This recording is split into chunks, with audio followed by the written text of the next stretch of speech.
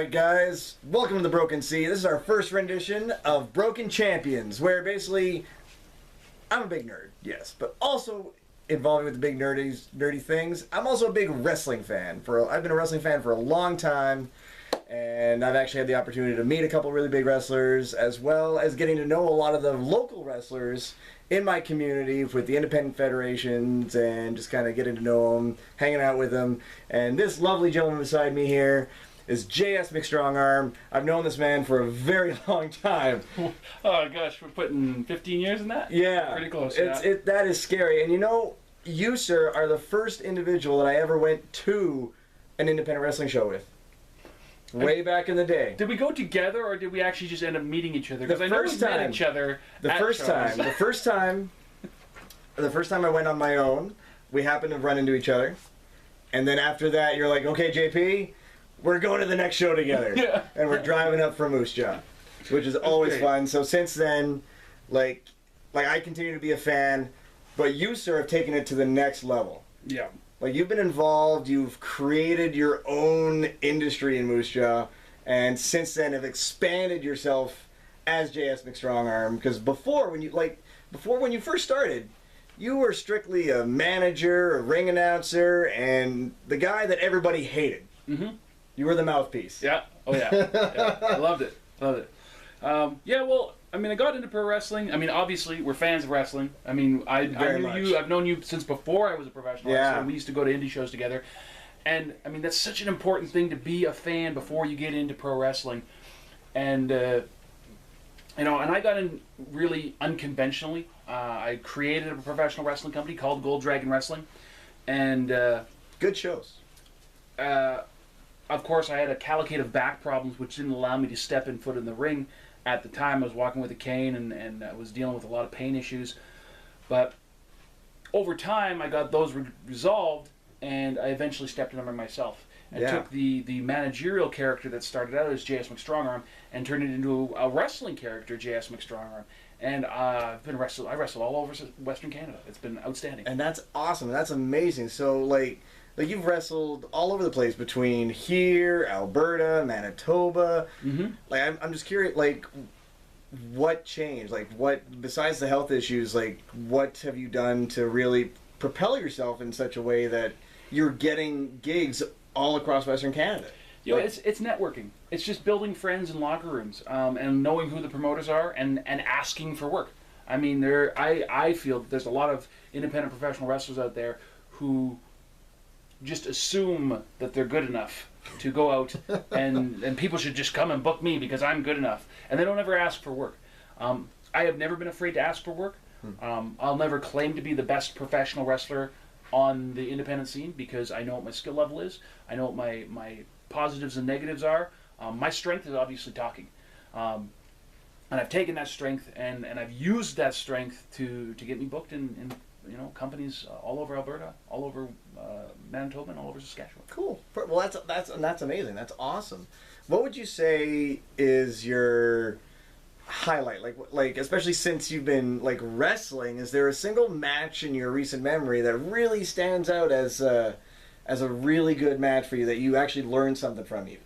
Well, obviously last week I wrestled international superstar Colt Cabana and learned a ton. And he was an amazing guy, and I was honored and humbled to be able to wrestle somebody of that caliber. Right. Colt Cabana. I mean, that guy should be in the WWE. He's that good. He should be in TNA. But you know, he's so good that he can write his own ticket. You know, he can basically, if the WWE wants him, he has to say, well, this is what I want, and they have to do it, or he won't work for them, because he's such a smart businessman. He's created his own empire around his podcast, which is The Art of Wrestling, around his comedy career, around his internet show, which he does, worst promo ever.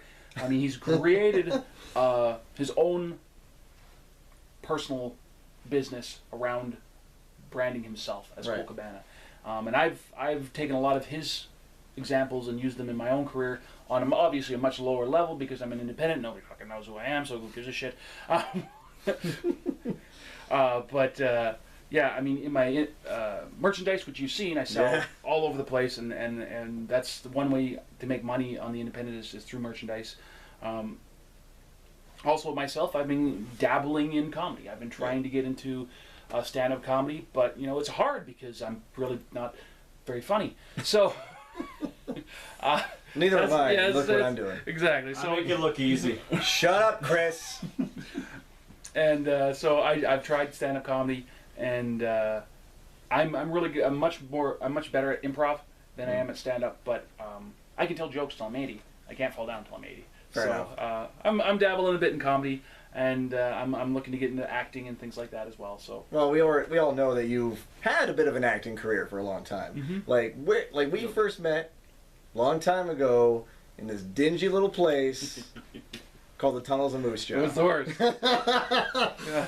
We got shit on all the time by our bosses. Nobody even knew we existed. We did what, like 15 tours a day, every day. In the bad Brooklyn Accents, and just trying to amuse ourselves, saying the exact same lines 15 times a day. Do you still got it? Great ribs. Was it you that hello these fine fucks?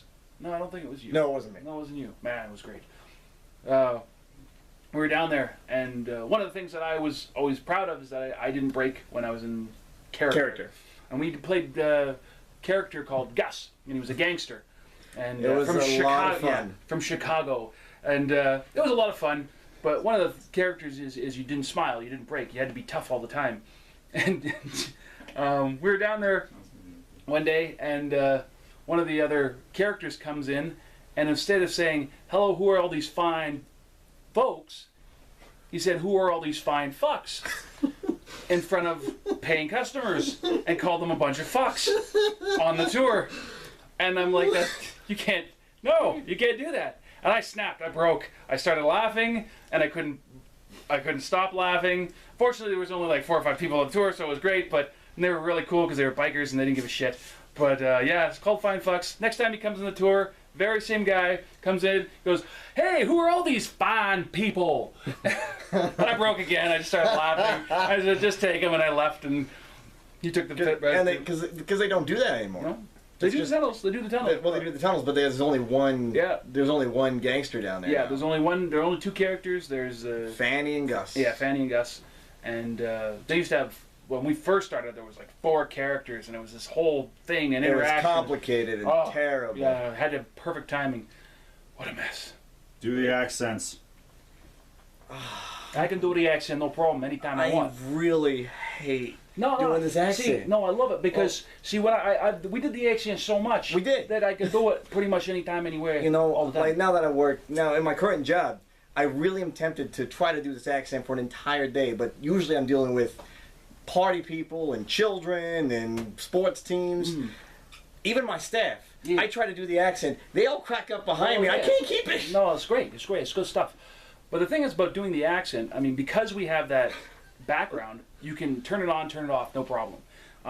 Because we have that background, in my acting career, I can actually do a really good Scottish accent as well. And the fact is, you can turn it on and off.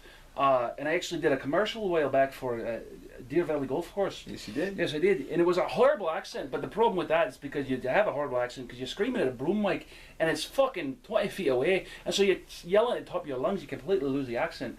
And you can learn to turn accents on and off like that quite easily. I can do British, I can do Scottish, I can do Australian, I can do, obviously, the Brooklyn Italian mix.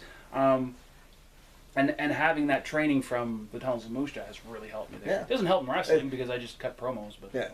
That's about all the help that Tunnels gave you. yeah. And then they fired me. One of the only guys who ever got fired from the Tunnels of Moose Jaw. Recently, One of the only. One of the I think it was the first one to ever actually get physically fired from the Tunnels of Moose Jaw. maybe. Yeah. You Insubordination. You were a bit of a rabble rouser. There was health issues, and I brought them up, and instead of fixing the health issues, they got rid of the instigator. Fuck you, Tunnels. I love Moose Jaw. Hey guys.